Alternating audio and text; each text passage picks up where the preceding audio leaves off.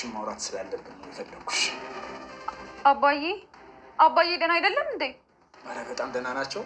እንደውም ሕክምናው በጣም በጥሩ ሁኔታ ነው እየሄደላቸው ያለው። እና ምንድን ነው የምናወራው? ምን መሰለሽ ሀና፣ የአባትሽ ሕክምና ጉዳይ ትንሽ አስቸጋሪ ሆኗል። እንዴ ዶክተር፣ አሁን በጥሩ ሁኔታ እየሄደ ነው አላልከኝም ነበር እንዴ? ሕክምና ስልሽ የሕክምና ሁኔታውን ሳይሆን የገንዘብ ጉዳይ ነው። እንዴ ማለት ወጪው ከወይዘሮ ሜላት ድርጅት ነው የሚሸፈነው? ትክክል። ግን ምን መሰለሽ፣ አንቺም ሆንሽ ወይዘሮ ሜላት ማወቅ የሚገባችሁ አንዳንድ ነገሮች አሉ። እሺ ምንድን ነው?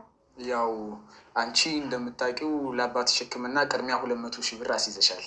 አዎ፣ ቀሪውን ደግሞ እትዬ በድርጅታቸው በኩል እንደሚሸፍኑት ተስማምተናል። አዎ፣ ሆስፒታላችን ከነ ወይዘሮ ሜላት ድርጅት ጋር ባለው ስምምነት መሰረት እንደዛ ለማድረግ ተስማምተናል። ግን ምን እትዬ ሀሳባቸውን ቀየሩ? አይ እንደሱ ሳይሆን በነ ወይዘሮ ሜላት ድርጅት በኩል የሚሸፈነው ገንዘብ አንቺ እንደምታስቢው ወይም አንቺ እንዳልሽው 200,000 ብር ሳይሆን ወደ 600,000 ብር አካባቢ ይሆናል። ምን? እንዴት? ተረጋጊ ሀና። ቆይ ዶክተር፣ ነገሩ አልገባኝም።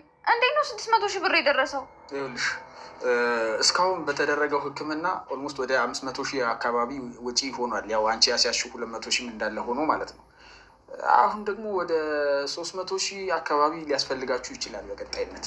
ዶክተር ምን እያልክ ነው? ተሳስተህ እንዳይሆን። ሰላም ጤና ይስጥልን። ውድና የተከበራችሁ የቻናላችን ቤተሰቦች በያላችሁበት ሰላማችሁ ይብዛ። ተወዳጁ ቤተሰባዊ ድራማ ኖላዊን ይዘንላችሁ መጥተናል። ቪዲዮን ስትጀምሩ ላይክ፣ ሼር፣ ሰብስክራይብ በማድረግ ጀምሮ ሰብስክራይብ፣ ላይክ፣ ሼር ለምታደርጉ ለምታበረታቱ ውድ ቤተሰቦቻችን እናመሰግናለን። ያው እንግዲህ እንደተለመደው ከተመቻችሁ አዳምጡ፣ ካልተመቻችሁ ደግሞ ማሳለፍ ነው እንጂ እባካችሁ ስድብ፣ የማይረባ ነገር አትጻፉ። ምክንያቱም እኛ በምንሰራው ስለሚጠቅመን ነው አይደል? እኛ ከጠቀመን እንስራ። እናንተ ግን ካልተመቻችሁ አሳልፉ። ብዙ ልጆች እየገባችሁ ትሳደባላችሁ እና ጥሩ አይደለም ለእናንተ፣ አይጠቅማችሁም በመሳደብ እና እንግዲህ በዛሬው ክፍል የምንመለከተው በባለፈው ክፍል እንዳያችሁት ማለት ነው ወደ ዲኤንኤ መመርመሪያ ክፍል እንግዲህ ናሙና ለመስጠት ገብተው ነበር። ሰላምና ማለት ሀናና ሀሴት እና ፈርሙን እየሞሉ ነበር። ያው ሀኒቾ ከዚህ በፊት የሕክምና ሙያ ስለነበራት ታውቃለች እያንዳንዱን ነገርና በዛም ምክንያት በሀሴት ስለማታውቅ ሀሴት በሷ እየሳቀችበት ነበር።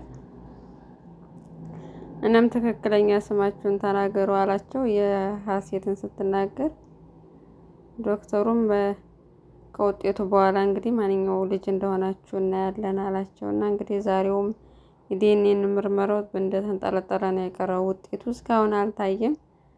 ሀኒቾ ልጅ መሆኗ ዛሬም አልተረጋገጠም ማለት ነው። ቢረጋገጥና እውነቱን ብታውቅ፣ በተለይ ደግሞ ወይዘሮ ሜላት እንደዚህ ልጅ አይደለችም እያለች እርግጠኛ ሆና የምትከራከረው ብታፈር ደስ ይለናል።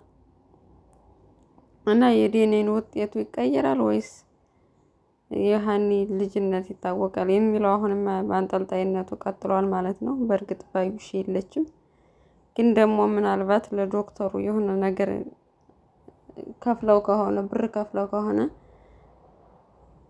ከሱን ቀድማ አግኝተው ከሆነ ምናልባት እሱ ከቀየረው ነው እንጂ እንግዲህ ወይዘሮ ባይሽ አልተገኘችም ማለት ነው። ግን እዚህ ጋር እውነቱ መታወቅ አለበት። ምክንያቱም እዚህ ጋር ለህብረተሰቡ ማስተላለፍ ያላቸው መልእክት ዶክተሮች ምንም ያን ያክል ምንም ገንዘብ እንኳን ቢከፈላቸው ልክ እንደባለፈው ዶክተር ለሙያቸው ታማኝ መሆን እንዳለባቸው ማስተማር ግድ ይላል። ምክንያቱም አሁን ከተቀየረ ማለት እንግዲህ አስቡ፣ ዶክተሩም እያንዳንዱ ባለሙያ ገንዘብ እጁን የሚጠመዘዝ ከሆነ እንዴት ነው ደሃ የሚገለግለው የሚለው ጥያቄ ውስጥ ስለሚከት አሁን ባለፈው ሰላምና ስታስወርድ የነበረው ዶክተር በጣም ጥሩ ስነ ምግባር ያለው ነው እና በዚህ መልኩ ውጤቱ ባይቀየር ሁላችንም ደስ ይለና ነኝ።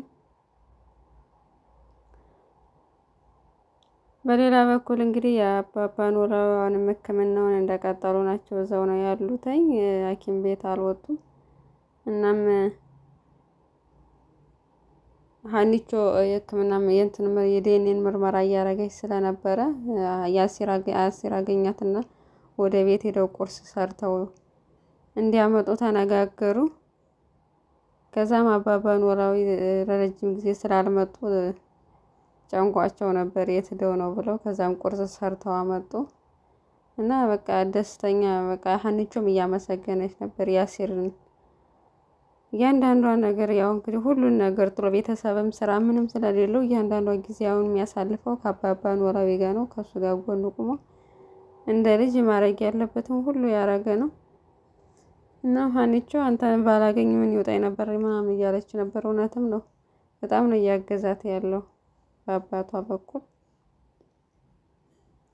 እና ደስ ይላል። በሌላ በኩል ደግሞ እንግዲህ ወይዘሮ ሜላትና ባለቤቷ ከዚህ በፊት እንግዲህ ወደ ሀገር የወጣው ተጣልተው ነበረ።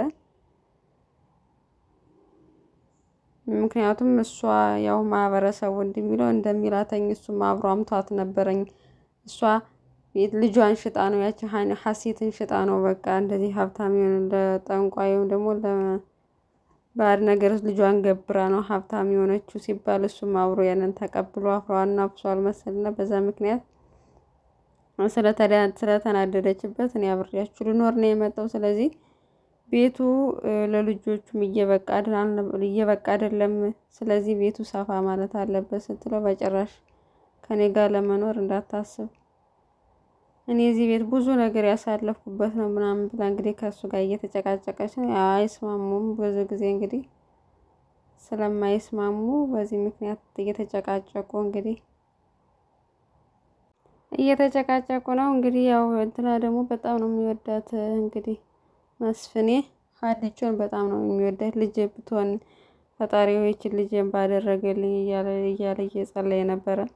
ምክንያቱም ለአባባ ኖላዊ ፍቅር እንዳላት እኔ ቤተሰብ ፈልጌ አይደለም፣ ለእናንተ አውቀው እውነቱን ማወቅ ለእናንተ ይጠቅማችኋል። እውነቱን ማወቅ ስላለብኝ ነው። እናንተ ቤተሰቦች ሆናችሁ አልሆናችሁ ብዙ ነገር የሆነልኝ ዋጋ የከፈለልኝ አባት አለኝ ምናምን ስትል ምን አይነት እንዴት አድርጎ ቢያሳድጋቸው ነው እያለ እያመሰገናት ነበር። በዛም አባትሽን አስታዋቂን ሲላተኝ እሷ ፈቃደኛ አይደለችም። ምክንያቱም አንደኛ ቤተሰቦቿ እንዳገኘች እና የዲኤንኤ ምርመራ እንደጀመረች ለማንም አልተናገረችም። ለአባቷ በተለይ አልተናገረችም።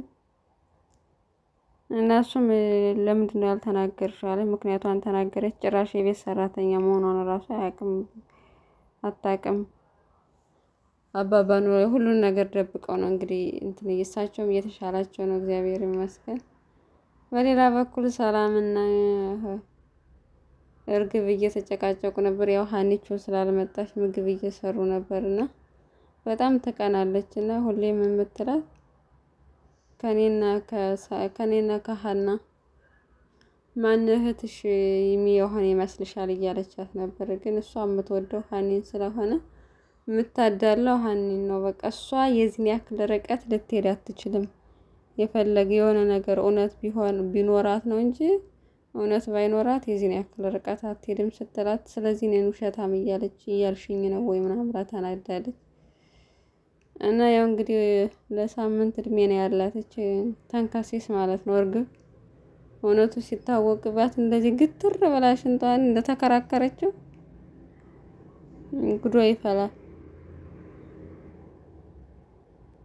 እውነቱ ሲወጣ ማለት ነው። እሷም ጉዷ ይፈላል። ወይዘሮ ሜላትም ጉልበቷ ላይ ተደፍታ ሀኒቾን ይቅርታ ትጠይቃታለች። እንደዛ አመናጭቃ ልጇ እንኳን ባትሆን እንደዚህ መናገር የለባትም። የምትናገረው ነገር እቺ ልጅ በቃ ፊት ስንሰጣት ጠገበች ማለት ነው። ስራዋንም ረሳችው እያለች ራሱ ታማታለች።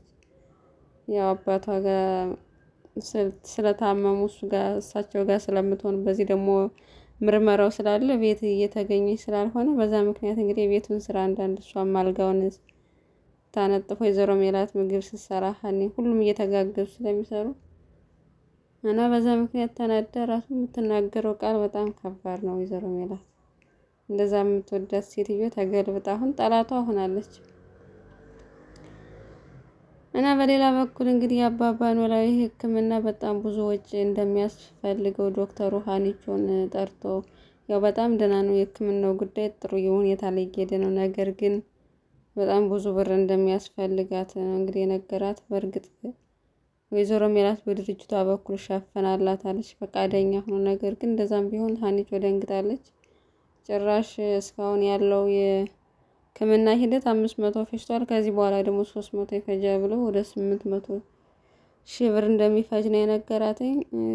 ግን ሁሉም ነገር ወይዘሮ ሜላት በድርጅቷ በኩል እንደምትፈጽምላት ስለነገራት ይታከማል አባባ ኖላዊ ይድናል ብለን ተስፋ እናደርጋለን ለሀኒቾ ስል። እንግዲህ ቀጣዩን ክፍል አብረን የምናየው ይሆናል። አብራችሁን ስለሆናችሁ እናመሰግናለን። ውድ ቤተሰቦቻችን ስለምታበረታቱን በያላችሁበት ሰላማችሁ ይብዛቸው።